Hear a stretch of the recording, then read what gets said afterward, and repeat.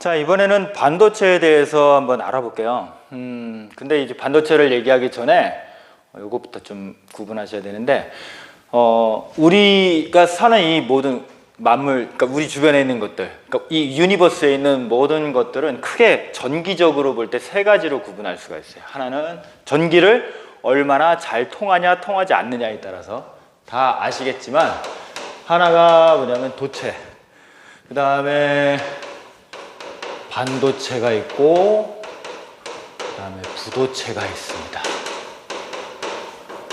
이렇게 구분할 수 있는데, 즉 전기를 잘 통하는지 안 통하는지, 전기를 잘 통하냐 안 통하냐라는 이 표현도요, 사실 좀 이제 좀 우리 업그레이드를 좀 해야 될 것 같아요. 이제 고등학교로 올라왔으니까 좀 이따 말씀드릴게요.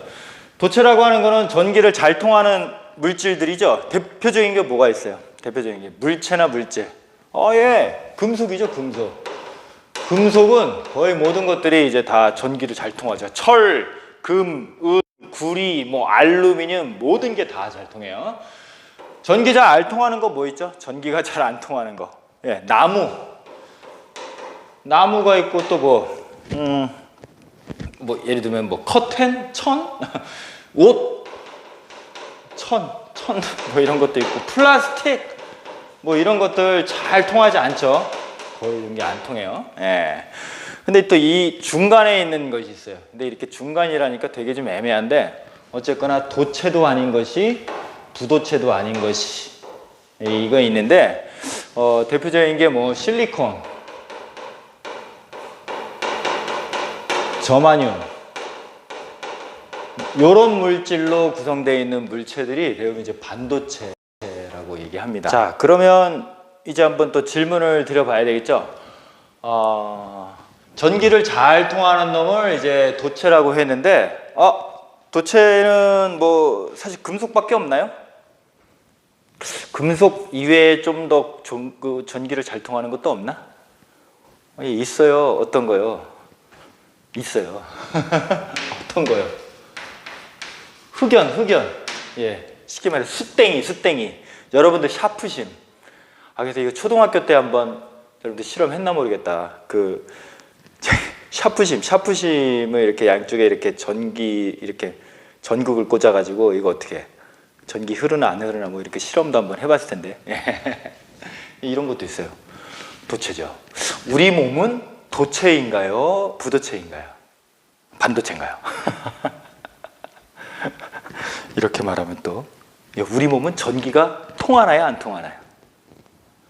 여기 부도체에 또 대표적인 게 있네요. 고무 같은 거 전기 잘 안 통하죠. 그래서 부도체라고 하는 거는 또 다른 말로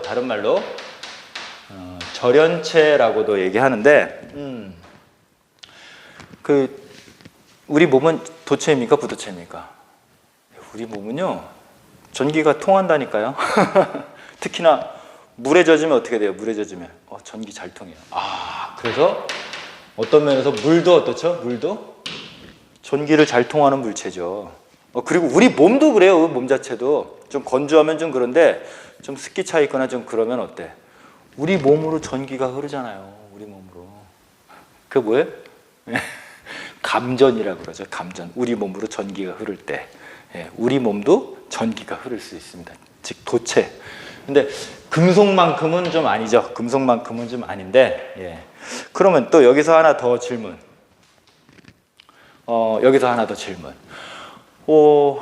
전기는 왜 잘 통하는 걸까요? 예? 전기가 통한다는 건 뭘까요? 다시 말하면 전기가 통한다는 건요, 여기에서 여기까지 내가 이걸 이렇게 딱 들었을 때 감전이 되는 건 뭐예요? 이쪽에서 여기로 뭔가가, 아니면 이쪽 반대편으로나 이쪽으로 뭔가가 전달이 됐다는 뜻이에요. 무언가가.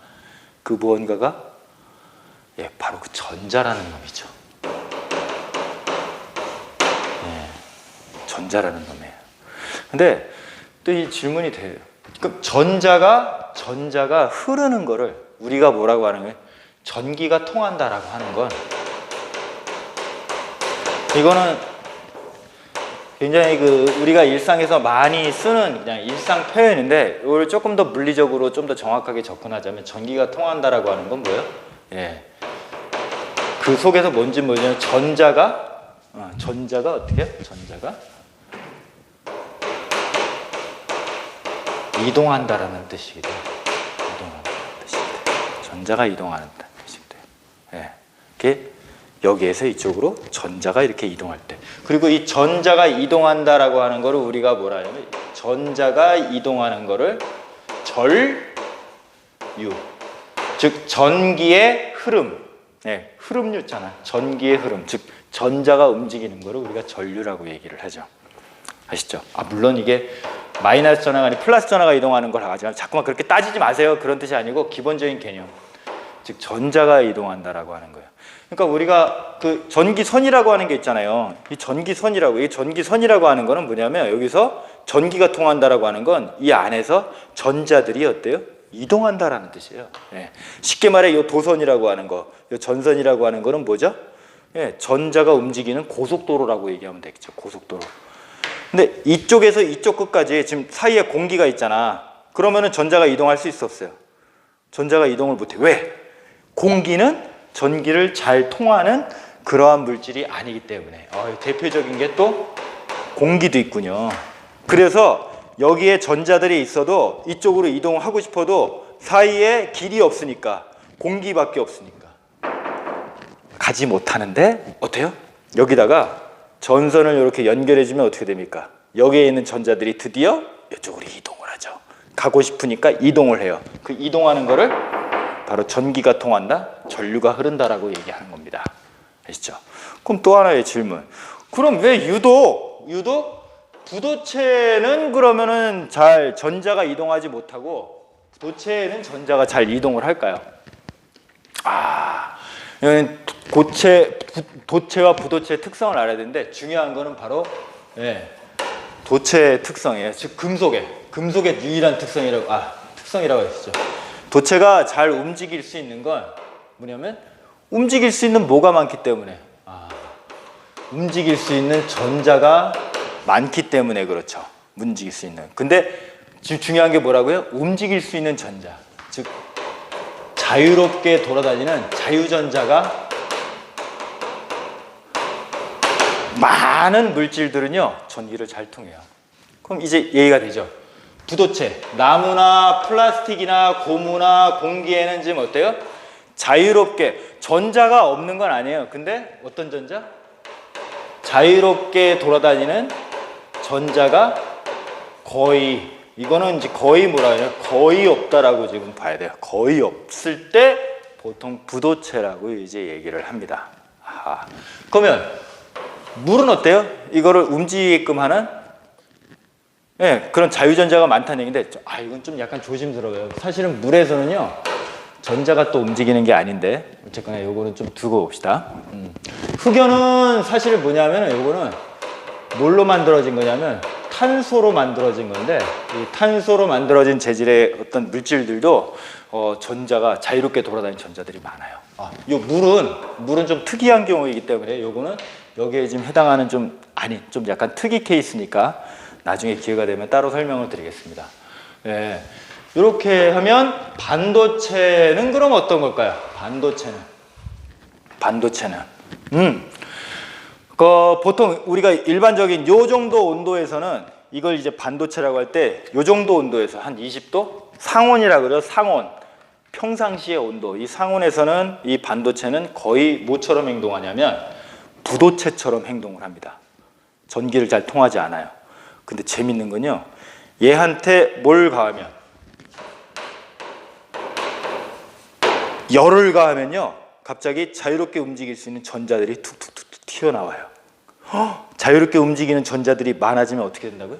자유롭게 움직이는 전자들이 많아지면 전기가 잘 통하죠. 근데 금속만큼은 아닌데 전기를 잘 통하게 돼요. 또 어떻게? 여기다가 뭘 걸어줘요? 또 빛을, 어떤 반도체는요 여기다가 빛을 쬐어주면 자유롭게 돌아다니는 전자들이 많이 생겨요. 그럼 이제 어떻게 된다고요? 전기를 잘 통하게 되겠죠.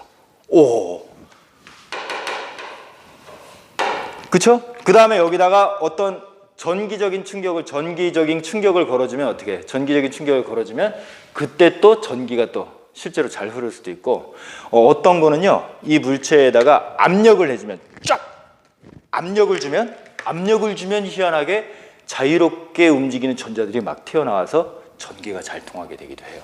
오, 그래서 열을 받으면 전기가 잘 통하는 놈, 이거를 우리가 어떻게 이용하냐면 열전소자라고 해서 열이 나는 곳에 요거를 갖다 놓으면 전기가 발생해요.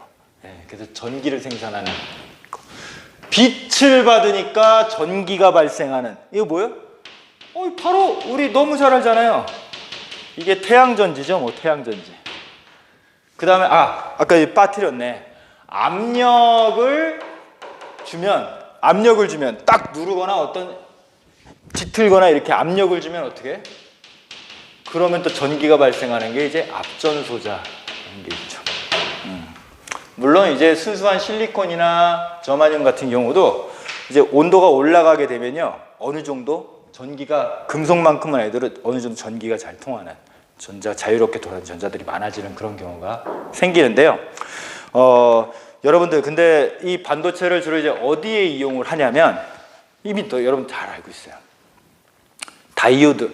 그러니까 20세기 최고의 발명품, 그리고 이 반도체로 만든 정말로 인류의 어떤 그 모든 삶을 바꾼, 인류의 역사를 바꾼 반도체로 만든 대표적인 그 제품이 뭐냐면, 하나가 다이오드. 그 다음에 두 번째가 뭐냐면 트랜지스터. 이 두 가지라는 거예요. 그래서 이걸 여러분들이 좀 배웠으면 해가지고 이 신소재가 지금 나온 거죠. 근데 실리콘, 이 반도체로 그 다이오드라고 하는 것과 트랜지스터라고 하는 거를 만들긴 하지만 실제로는요, 그게 이제 순수하게 이렇게 좀 만들지는 않아요. 여기다가 실리콘 같은 경우나 저마늄 같은 거에 살짝 불순물을 넣어서 불순물을 넣은 반도체를 서로 접합시킨다 그러거든요. 좀 서로 다른 성질을 만들어서 접합을 시켜서 만드는데, 그렇게 해서 그 어떤 우리한테 유용한 반도체 소자를, 작은 부품들, 반도체 소자를 지금 만들어서 우리가 활용을 하고 있는 겁니다. 자, 이제 반도체에 대해서 대강 좀 알았으니까 이제 시험에 어떻게 나올지를 한번 정리해 봐야 되겠죠? 정리하죠. 어떻게 하겠습니까? 좀 해야죠. 자, 반도체에서 이제 여러분들이 정리해야 될 필수적인 시험 포인트 첫 번째. 이런 거 별로 안 좋아해요. 일단은 뭘 구분해라? 도체, 반도체, 어떻게? 부도체. 이렇게 구분해라. 도체의 대표적인 게 뭐다? 금속. 금속이 가장 전기를 잘 통하죠. 그 다음에 부도체는 뭐다? 나무, 고무, 심지어 기체도 있어요. 공기 뭐 이런 것들이 다 전기를 잘 안 통하는 것이다. 그 중에 중간적인 어떤 성질을 가진 반도체라고 하는 게 있다. 요 정도만 아시면 될 것 같아요. 요 정도만. 그래서 대표적인 거는 요거 정도는 좀 알아야 되지 않을까. 실리콘, 저마늄이 있다. 요거를 이용해서, 요 반도체 요거를 이용해서 우리가 지금 우리 20세기부터 지금 인류사를 바꾼 획기적인 발명품들이 나왔는데, 대표적인 활용 뭐요? 다이오드. 오드라고 하는 아주 작은 반도체 소자와 그 다음에 뭐요? 트랜지스터를 만들었다. 어떤 다이오드는 전류를 여기다 흐르게 해주면은 뭐가 나오냐면 빛이 나오는 다이오드가 있거든요. 그래서 이걸 뭐라 그래요?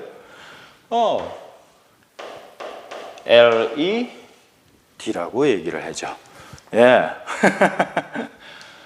뭐지? 기억이 안 나네. Light Emitted Diode라는 뜻이에요. LED. 이게 진짜 획기적인 발명품이죠. 액정에서는 뭐예요? 액정에서는 LCD예요. 여기서는 뭐예요? LED. 구분하셔야 돼요. 이 트랜지스터라고 하는 거는 정말 중요한 발명품이다. 이거 가지고 지금 뭘 만들었냐면 바로 우리가 이른바 CPU라고 하는 거를, 트랜지스터라고 하는 작은 소자를요 더 작게 만들어서 집적해서 쪼밀쪼밀하게 만든 것을 뭐라 하냐면 CPU라 그래요. 그래서 집적회로 IC 인티그레티드 서킷 예, 집적회로. 그리고 이게 바로 CPU를 만든 재료가 되죠. 아직도 우리는 이걸 가지고 컴퓨터와 스마트폰과 메모리를 만들고 이런 것들을 지금 만들고 있지 않습니까?